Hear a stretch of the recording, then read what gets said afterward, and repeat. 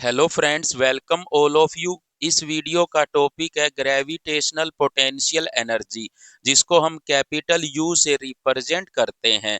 सबसे पहले हम ग्रेविटेशनल पोटेंशियल एनर्जी डिस्कस कर लेते हैं टू मास सिस्टम की। मतलब आपको दो मास दिए जाएंगे, जैसे यहाँ पर एक मास m1 और एक मास m2 गिवन है, और हमें उनकी ग्रेविटेशनल पोटेंशियल एनर्जी कैलकुलेट करनी है। देखिए, ये जो दो मास है, ये लार्ज साइज के ऑब्जेक्ट्स भी हो सकते हैं, ये पार्टिकल्स भी हो सकते हैं। अगर ये दो मास पार्टिकल्स है, तो इन दोनों पार्टिकल्स के बीच की दूरी को हम स्मॉल आर लेंगे। अगर ये दो मास लार्ज साइज के ऑब्जेक्ट्स है, तो दोनों ऑब्जेक्ट्स के सेंटर के बीच की दूरी को हम स्मॉल आर लेंगे। मतलब इस ऑब्जेक्ट का सेंटर और इस ऑब्जेक्ट के सेंटर के बीच की दूरी को हम स्मॉल आर लेंगे। मतलब अगर ये दो मास लार्ज साइज के ऑब्जेक्ट है, तो centre to centre distance small r होगी। अगर ये पार्टिकल्स है, तो particle to particle distance small r होगी। तब जो मैथमेटिकल एक्सप्रेशन आएगा ग्रेविटेशनल पोटेंशियल एनर्जी का, वो इक्वल टू होगा -G m1 m2/r। यहाँ पर m1 और m2 तो मास है, capital G universal gravitational constant है, स्मॉल आर जो है मासिस के बीच में डिस्टेंस है। अब देखिए, ये जो ग्रेविटेशनल पोटेंशियल एनर्जी होती है, ये हमेशा पेयर में एग्जिस्ट करती है। जैसे हमने इस पेयर की ग्रेविटेशनल पोटेंशियल एनर्जी लिखी, वैसे किसी भी सिस्टम में कितने भी पार्टिकल्स हो, उन सभी के पेयर बना लीजिए एक दूसरे के साथ, और सभी की ग्रेविटेशनल पोटेंशियल एनर्जी लिख दीजिए सभी पेयर की, और उनको ऐड कर दीजिए। आपको पूरे सिस्टम की ग्रेविटेशनल पोटेंशियल एनर्जी मिल जाएगी। मतलब अगर आपको पूरे सिस्टम की ग्रेविटेशनल पोटेंशियल एनर्जी चाहिए, तो उस सिस्टम के अंदर जितने भी पार्टिकल है, जितने भी मास है, उन सभी के पेयर बना लीजिए एक दूसरे के साथ, और उन सब पेयर की ग्रेविटेशनल पोटेंशियल एनर्जी लिख के सम कर दीजिए। आपको पूरे सिस्टम की ग्रेविटेशनल पोटेंशियल एनर्जी मिल जाएगी। अगर किसी सिस्टम के अंदर n मासिस है, मतलब n नंबर ऑफ पार्टिकल है, या n क्या है, नंबर ऑफ मासिस है, तो नंबर ऑफ पेयर्स बनेंगे या नंबर ऑफ टर्म्स आएगी ग्रेविटेशनल पोटेंशियल एनर्जी के एक्सप्रेशन में, वो इक्वल टू होगी n इंटू n-1/2। मतलब पोटेंशियल एनर्जी के एक्सप्रेशन में इतनी टर्म्स आएगी, इतने पेयर बनेंगे अगर n मास है तो। अब देखिए, अगर किसी सिस्टम के अंदर तीन मासी पार्टिकल हो, m1 m2 और m3, तब m1 का m2 के साथ पेयर बनाओगे, m1 का m3 के साथ पेयर बनाओगे, m2 का m3 के साथ पेयर बनाओगे, तो यहाँ पर नंबर ऑफ पेयर कितने बनेंगे, तीन बनेंगे। ये तो हमने जस्ट अपनी थिंकिंग का यूज करके निकाल लिया कि तीन पेयर बनेंगे, एक का दो के साथ, एक का तीन के साथ, और दो का तीन के साथ। बट हम नंबर ऑफ पेयर्स जो बनेंगे, उनको कैलकुलेट इस फॉर्मूले से भी कर सकते हैं। यहाँ पर कैपिटल एन की वैल्यू कितनी है, तीन है, तो यहाँ पे तीन रख देते हैं। तीन इंटू में 3-1/2, तो 3 गुणा में 2/2, 2 से 2 कट जाएगा, कितना आ जाएगा, 3। तो नंबर ऑफ पेयर कितने बनेंगे, तीन बनेंगे। हमने फॉर्मूले से भी निकाले, तीन आए। हमने अपनी थिंकिंग का यूज करके निकाले, तो भी तीन ही पेयर आए। सो इस पूरे सिस्टम की जो ग्रेविटेशनल पोटेंशियल एनर्जी होगी, जिसको हम यू से लिखते हैं, उसके एक्सप्रेशन में तीन टर्म आएगी। एक टर्म आएगी एक और दो की वजह से, एक आएगी एक और तीन की वजह से, एक आएगी दो और तीन की वजह से। मतलब यहाँ पर जो U12 है, ये पोटेंशियल एनर्जी है M1 और M2 की वजह से। U13 जो है, ये पोटेंशियल एनर्जी है एक और तीन की वजह से। और U23 जो है, ये पोटेंशियल एनर्जी है दो और तीन की वजह से। और अगर आप इन तीनों को जोड़ देते हो, तो पूरे सिस्टम की ग्रेविटेशनल पोटेंशियल एनर्जी आ जाती है। सो जस्ट आपको पूरे सिस्टम की अगर ग्रेविटेशनल पोटेंशियल एनर्जी निकालनी हो, तो सारे पेयर्स बनाइए, पेयर्स की ग्रेविटेशनल पोटेंशियल एनर्जी लिखिए, उनको ऐड करिए, पूरे सिस्टम की ग्रेविटेशनल पोटेंशियल एनर्जी आ जाएगी। अब देखिए, ग्रेविटेशनल पोटेंशियल एनर्जी एक स्केलर क्वांटिटी है। इसकी जो एसआई यूनिट होती है वो जूल होती है, इसकी सीजीएस यूनिट अर्ग होती है, 1 जूल में 10⁻7 अर्ग होते हैं। ग्रेविटेशनल पोटेंशियल एनर्जी का जो डायमेंशनल फॉर्मूला होता है वो mL2T-2 के इक्वल होता है।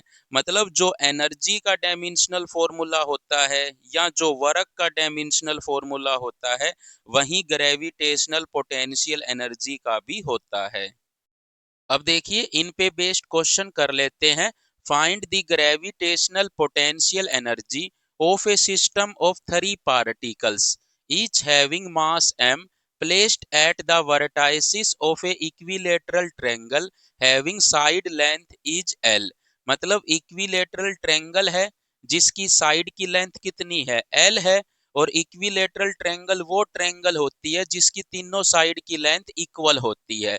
सो तीनों साइड की लेंथ एल एल एल होगी और इसके जो 3 वर्टाइसिस होते हैं हर एक वर्टेक्स पे m मास के पार्टिकल रखे गए हैं। तो m मास का पार्टिकल यहाँ पे रखा गया है, m मास का पार्टिकल यहाँ पे रखा गया है, m मास का पार्टिकल यहाँ पे रखा गया है। और आपसे पूरे सिस्टम की ग्रेविटेशनल पोटेंशियल एनर्जी पूछ रहा है। सो यहाँ पर इस सिस्टम के अंदर 3 पार्टिकल है। यहाँ पर हम इस मास को 1 कह देते हैं, इस मास को 2 कह देते हैं, इस मास को 3 कह देते हैं। तो एक का 2 के साथ पेयर बनेगा, एक का 3 के साथ पेयर बनेगा और 2 का 3 के साथ पेयर बनेगा। मतलब पूरे सिस्टम की जो ग्रेविटेशनल पोटेंशियल एनर्जी आएगी उसके अंदर पोटेंशियल एनर्जी 1 और 2 की वजह से भी आएगी, 1 और 3 की वजह से भी आएगी और 2 और 3 की वजह से भी आएगी। मतलब एक के पेयर बना लो, एक का पेयर 2 के साथ बनेगा उसकी वजह से ग्रेविटेशनल पोटेंशियल एनर्जी आ जाएगी, एक का 3 के साथ बनेगा उसकी वजह से ग्रेविटेशनल पोटेंशियल एनर्जी आ जाएगी। फिर एक को छोड़ दीजिए, फिर 2 को पकड़िए, 2 का पेयर किसके साथ बन सकता है, ओनली 3 के साथ। तो 2 का 3 के साथ पेयर बनेगा उसकी ग्रेविटेशनल पोटेंशियल एनर्जी आ जाएगी और तीनों को ऐड कर दोगे तो पूरे सिस्टम की gravitational potential energy of whole system, पूरे सिस्टम की ग्रेविटेशनल पोटेंशियल एनर्जी आ जाएगी। अब हमें पता है अगर एक मास m1 एक मास m2 r दूरी पर हो तो उनकी जो ग्रेविटेशनल पोटेंशियल एनर्जी होती है माइनस का g m1 m2 by r के इक्वल होती है। तो यहाँ पर हम ये फॉर्मूला यूज करेंगे। सो पहले हम U12 निकाल लेते हैं 1 और 2 की वजह से। तो क्या होगा, माइनस का G, M1 मास भी M के इक्वल है, M2 मास भी M के इक्वल है, तो M इंटू M बटे में जो डिस्टेंस है दोनों के बीच में वो L है, प्लस का U13 अगर निकालेंगे तो माइनस का G, M1 मास भी M है, M2 मास भी M है और बटे में इनके बीच की जो डिस्टेंस है वो L है, प्लस U23 निकालेंगे तो माइनस का G, M1 भी M है, M2 भी M है, बटे में इनके बीच की डिस्टेंस क्या है, L है। तो ये कितना आ जाएगा, माइनस का 3 टाइम्स हो जाएगा G M square by L। तो ये आपका आंसर आ गया gravitational potential energy of wall system. अब देखिए next question, the gravitational potential energy of A square having side is A and mass m is placed at each corner of that square.